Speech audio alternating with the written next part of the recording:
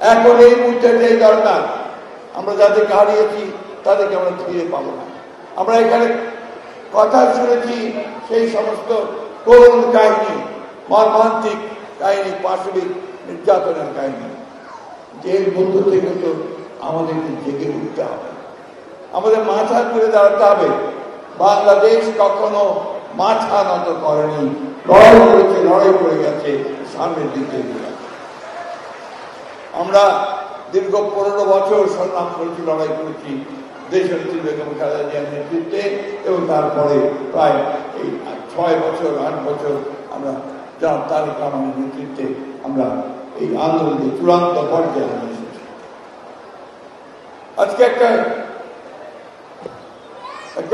একটা ষড়যন্ত্র চলছে, একটা চক্রান্ত চলছে যে দেশে আবার একটা অস্থিরতা সৃষ্টি করা, দেশে একটা ষড়যন্ত্র তৈরি করবা যেন বাংলাদেশে গণতন্ত্রের ট্রানজিশন সঠিক মতো না হয়।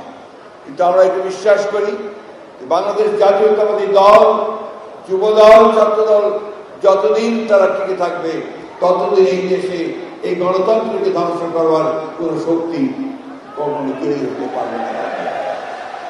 আমি বক্তব্য দীর্ঘ করতে চাই না, আমি শুধু এই কথাটুকু আপনাদের সামনে বলতে চাই যে আমরা লড়াই করেছি, আমরা রক্ত দিয়েছি। আমাদের নেতা, আমাদের প্রতিষ্ঠাতা শহীদ প্রেসিডেন্ট জিয়াউর রহমান এই দেশের স্বাধীনতা ঘোষণা করে আমাদেরকে একটা নতুন দেশ বা ভূখণ্ড দিয়েছিলেন। আমাদেরকে 1975 সালের পরে তিনি সংস্কার করেছিলেন রাজনৈতিক কাঠামো, একদলীয় শাসন ব্যবস্থা থেকে বহুদলীয় গণতন্ত্রে নিয়ে এসেছিলেন। এই শহীদ প্রেসিডেন্ট জিয়াউর রহমানই আমাদেরকে মুক্ত বাজার অর্থনীতির দিকে নিয়ে গিয়েছিলেন, সংবাদপত্রের স্বাধীনতা দিয়েছিলেন।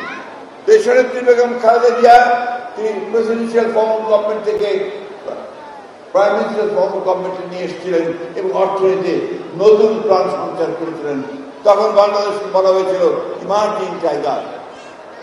আমরা আজকে আবার এই দেশনেত্রী বেগম খালেদা জিয়ার নেতৃত্বে সেদিন পার্লামেন্টে তত্ত্বাবধায়ক সরকারি বিধান সেদিন সন্নিবেশিত করা হয়েছিল। অর্থাৎ গণতন্ত্রের যতগুলো কাঠামো আছে সেই কাঠামোকে শক্ত ভিত্তিতে দাঁড় করানোর কাজটা বিএনপি করেছে।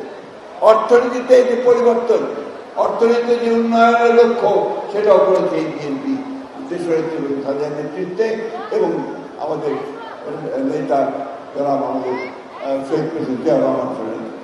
আমরা আশা করছি আমাদের নেতা তারেক রহমান সাহেব আমাদেরকে যে পথ দেখাচ্ছেন, যে কথাগুলো বলছেন অর্থনীতি সম্পর্কে, রাজনীতি সম্পর্কে, তিনি দেশের সামনে যে স্বপ্ন তুলে ধরছেন, সেই স্বপ্ন শুনে আমার একটি কথাই মনে হয় মার্টিন লুথার কিং এর সেই ঐতিহাসিক কথা, I have a dream, Tarique Rahman has a dream.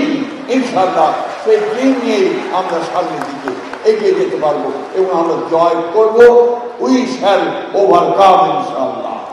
সবাইকে ধন্যবাদ জানিয়ে আমার শহীদ বন্ধু যারা শহীদ হয়েছেন তাদের আত্মার মাগফিরাত কামনা করে, তাদের পরিবার পরিজনদের প্রতি আমার সমবেদনা জ্ঞাপন করে এই আহ্বান জানাতে চাই, আসুন আমরা পরস্পর সঙ্গে কাঁধে চলাচল না করে আমরা এই যে একটা সুযোগ পেয়েছি বাংলাদেশে আবার গণতন্ত্রকে তৈরি করবার, বাংলাদেশকে আবার অর্থনৈতিকভাবে সমৃদ্ধ করবার, আসুন সবাই মিলে একসাথে কাজ করে আমরা বাংলাদেশকে সেই দিকে নিয়ে যাই, মাথা উঁচু করে দাঁড়াই এবং ইনশাআল্লাহ আমরা সফল হব।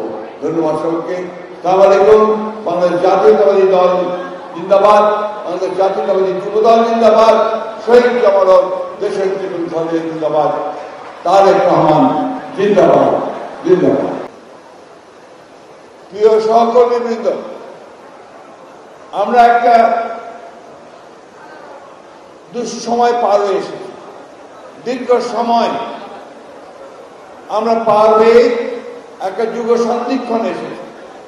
এখন একটা আমরা ট্রানজিশনাল পিরিয়ডে আছি, যখন আমরা গণতন্ত্রের দিকে এগিয়ে যাওয়ার একটা স্বপ্ন দেখছি, সুযোগ পেয়েছি।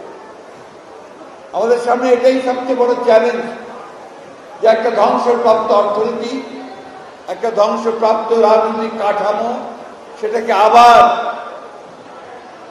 ভিত্তি তৈরি করে তাকে তৈরি করে আমাদেরকে আবার সামনের দিকে নিয়ে যেতে হবে।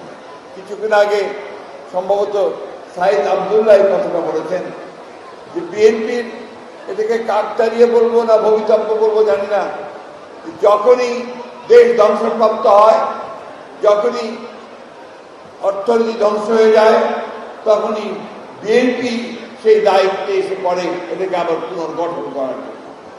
প্রতিটি সময় তাই ঘটেছে। আজকে এখন আবার যা মনে হচ্ছে তাতে করে বিএনপিকেই হয়তো সেই দায়িত্বটা নিতে হবে, এই চ্যালেঞ্জ মোকাবেলা করতে হবে। এবং সেই জন্য আমরা অত্যন্ত আনন্দিত হয়েছি এই কারণে যুবদল আজকে প্রমাণ করেছে তারা তাদের যোগ্যতার পরিচয় দিয়েছে এই অনুষ্ঠানের মধ্যে। আমাদের সামনে অনেক চ্যালেঞ্জ। আমাদের রাজনৈতিক কাঠামোকে ভেঙে দেওয়া হয়েছে, অর্থনৈতিক ভিত্তিকে ধ্বংস করে দেওয়া হয়েছে। এই চ্যালেঞ্জগুলো মোকাবেলা করার জন্য আজকে আমরা যে নেতার নেতৃত্বে আমরা রাজনীতি করছি, তিনি গতকাল ছাত্র দলের সভায় সেখানে যে বক্তব্য দিয়েছেন, সেই বক্তব্যে কিন্তু আমরা তার দিক নির্দেশনা খুঁজে পেয়েছি। সম্পূর্ণ নতুন চিন্তার মধ্য দিয়ে দেশকে কিভাবে তিনি গড়ে তুলবেন সেই চিন্তা, সেই স্বপ্ন তিনি নেবেন এবং নতুন এক বাংলাদেশের স্বপ্ন দেখাচ্ছেন। ডিজিটালি উপস্থিত আছেন আমাদের সঙ্গে আমাদের ভারপ্রাপ্ত চেয়ারম্যান জনাব তারেক রহমান। এবং আজকে অত্যন্ত আনন্দের বিষয় যে আমাদের মাঝে আজকে এই মঞ্চে উপস্থিত আছেন এই ফ্যাসিস্ট হাসিনাকে বিতরণের যে লড়াই, যে যুদ্ধ, সেই যুদ্ধে যারা শহীদ হয়েছেন সেই শহীদদের পরিবারের আজকে এখানে উপস্থিত আছেন। আজকে আমাদের বিএনপির জাতীয় স্থায়ী কমিটির সদস্যবৃন্দ, যুবদলের কেন্দ্রীয় নেতৃবৃন্দ, বিএনপির কেন্দ্রীয় নেতৃবৃন্দ, প্রিয় ভাই ও বোনেরা, আসসালামু আলাইকুম।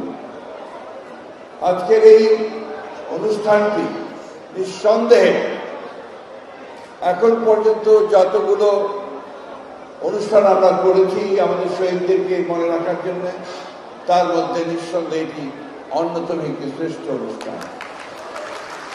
আমাদের 1 বছর হচ্ছে। এই 1 বছরের আগে আজকে এখানে যারা বসে আছেন তাদের হয় সন্তান, না হলে তাদের পিতা, না হলে তাদের স্বামীকে তারা হারিয়েছেন ফ্যাসিস্ট হাসিনা সরকারের অত্যাচারে, নির্যাতনে, পুলিশের গুলিতে, র্যাবের গুলিতে তারা তাদের মানুষগুলিকে হারিয়েছেন। সংবাদপত্রের স্বাধীনতা দিয়েছিলেন। দেশনেত্রী বেগম খালেদা জিয়া তিনি প্রেসিডেন্সিয়াল ফর্ম অফ গভর্নমেন্ট